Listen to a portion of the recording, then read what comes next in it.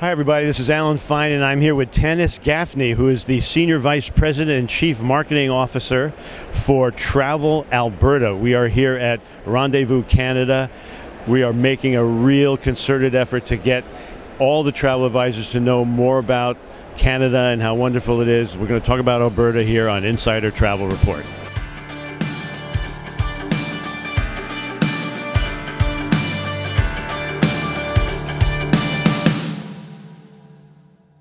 So, first of all, maybe we should start with, let's get them in the mood for what we're talking about. You have a video that really just introduce the video that will put us in the mood. Yes, so where is Alberta? That's what we hear all the time. Who is Alberta and where is Alberta? So we've actually started to use the brand equity of Canada to say, hey, we are Canada's Alberta, we are Canada's wild side, we are located on the West Coast. And what we've started to do during COVID was, instead of just inspiring visitors with our breathtaking landscapes and the Rocky Mountains, which is what everybody knows us for, is to start actually adding a personality to the place. So there's a little bit of a welcoming spirit here, an entrepreneurial nature, there's a little bit of a hardworking attitude, and we like to say a swagger. Right. We have a bit of a swagger here in Alberta. And you caught it on video, so let's show them. Yeah. This is called Canada's Wild Side, Canada's Alberta. We named this our brand manifesto.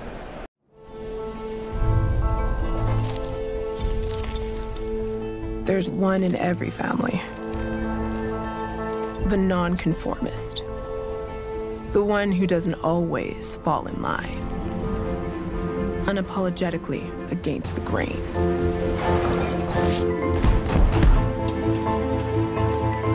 People formed by a place that is both majestic and rugged. True to the wild roses that flourish here. Beautiful, resilient, not without a few thorns. It's where truly Canadian meets truly independent. It's where the Great Plains meet the Great Divide.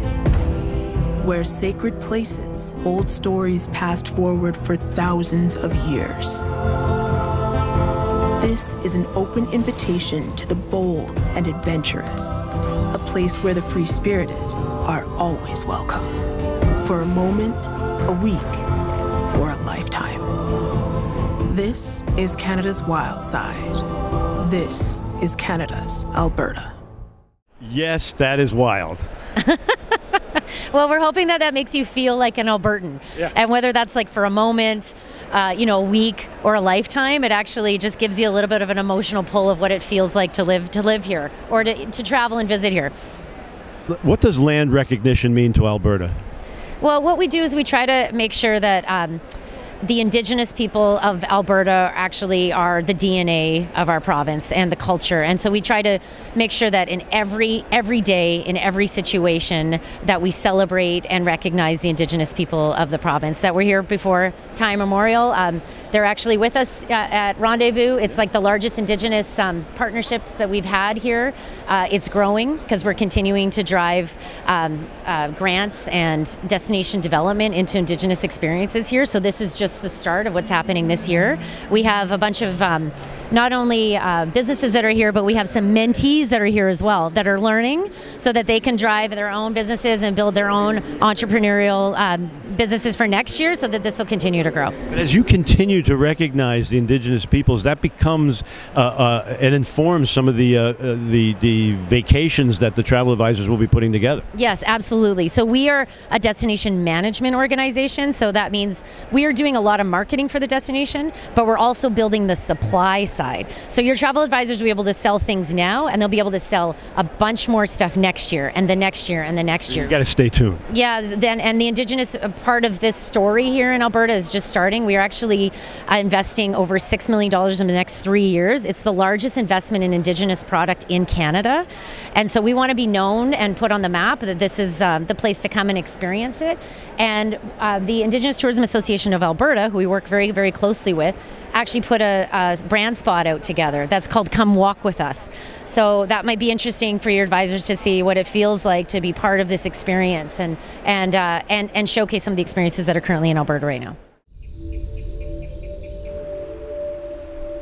Walk with us. Connect to the land that connects us all.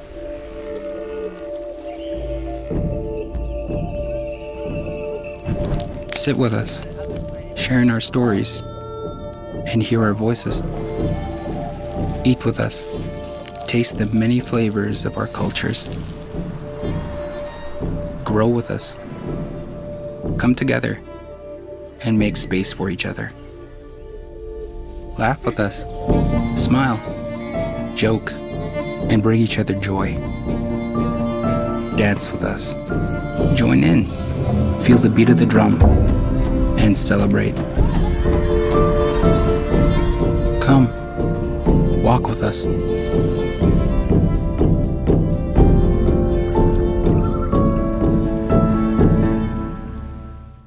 So you're on the West Coast, but not completely all the way west. Tell us more about your location. No, we are Western Canada. We are the province beside BC. So BC's right on the West Coast on the Pacific Ocean. We are right beside it. We are on top of Montana. We are lucky to have the rugged Rocky Mountains on one side and then the plains on the other side.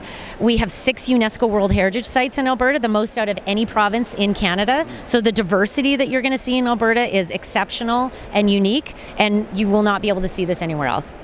Nope.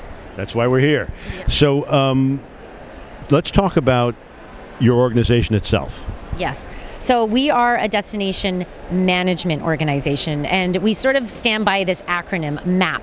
M meaning marketing. We grow demand in the province. We're obviously here selling the province and selling Alberta to all of these international buyers. Access is the A in MAP. Access meaning we've invested in route development. We are a fly-to destination. So we are currently putting money into routes in the international markets and in the U.S. And then the P stands for product. So we are then building new supply and new products for all of your advisors, so that what you see today is actually going to grow and be bigger and better next year. MAP. Alberta's not new. It has history. Let's talk about that. That's right. Well, 100 years ago, when the Canadian Pacific Railway was built across the country, we were the first tourism destination in Canada with the Banff Springs Hotel. There's posters from 100 years ago. That was the original travel destination in Canada. It still remains the jewel of our province, the jewel of Canada, a bucket list trip for lots of international visitors. But we wanted to showcase that we are more than just the Rockies. And we're more than just the Rockies in the summer. We have a seasonality to us, and the Rockies are actually spectacular and not as full in the winter. This renewal and understanding of Indigenous people, you are definitely trying to focus on them and their personality. Yeah, and it's the personality of the Indigenous people that call Alberta home, as well as everyone else that calls Alberta home, and visitors that would be interested in coming to Alberta. So what happened during COVID is we did 2 years of research, and we said, okay, what makes Alberta Alberta? What makes this place really, really unique?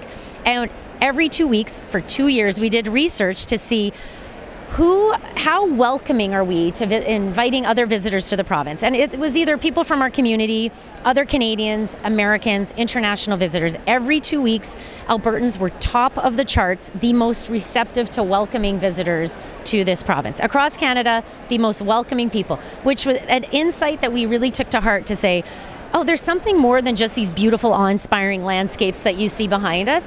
There's a real personality to this place, that is this welcoming nature that we really need to start weaving into the story. And that includes everyone in Alberta, every ethnicity, every age group, and there's almost like a front seat or an empty seat on our front porch for you. There's always a seat at the table for you. So that's sort of what we tried to weave into the messaging. That might account for where the visitors are coming from. Well, what we've been trying to do with our access is try to really make where the visitors are coming from match where we're investing in route development. So we are investing in direct air access in the States. And when I say the States, that's California, Texas, and New York. We have direct routes into Calgary and Edmonton. And then we also have direct routes into Heathrow and Gatwick in the UK, Paris in France. And then we have a Condor flight coming out of Frankfurt into Edmonton, as well as an Air Canada flight in Germany. And then just as of May 1st, direct flight from Tokyo Narita Airport into Calgary. So that's currently where our visitors are coming from, because we really match the air access strategy with our marketing strategy. So it's an easy direct flight into the province, and then there's all sorts of itineraries once you get here. I'm going to give you a softball. What makes Alberta, Alberta? Well, we get this question all the time. How are we unique to everyone else that is in this trade show? There's 3,000 people that are here. We've really done our homework to try to figure this out, because this is our backyard. We live here. We take it for granted that this is where we live. And we have, again, 6 UNESCO World Heritage Sites, the most out of any province in Canada. But we also have this five hooks. We call them our hooks. The number one is culture. And we have a really interesting culture, and that's an Indigenous culture that we've spoken about. The second is we have these outdoor experiences, these seasonal outdoor experiences, spring, summer, fall, and winter, where you can go snow tubing and dog sledding and skiing in the winter. You can go hiking and cycling in the summer. There's all sorts of outdoor experiences that is just world class. We have urban nature, 2 cities that are on world-class rivers. Calgary has the Bow and the Elbow River, where you can fish. It's one of the best fishing places in North America, where you can catch brown trout, bull trout, rainbow trout right at the downtown area. And then the last 2 are dinos. So we have we have a dinosaur provincial park, a Royal Tyrrell Museum. It's world renowned in Drumheller, which is an hour and a half from our city center. And then the last is winter. We really are putting a stake in the ground for winter wonderlands. Those beautiful castles in the Rockies are available and welcoming in the winter, and you can have a warm hot tub outside. You can have hot chocolate. There's like this winter warmth that's part of what makes Alberta special. I love, even the dinosaurs love Alberta. Even the dinosaurs, even the T-Rex. Yeah, right. So now you got an honor recently. You want to do a little bragging? Yes. So Nat Geo, their list of the top places to visit in 2023. We are the only Canadian destination on this list. And we're very, very proud of the fact that we as Alberta are on the list, but actually more importantly, they're celebrating community. It's a new category.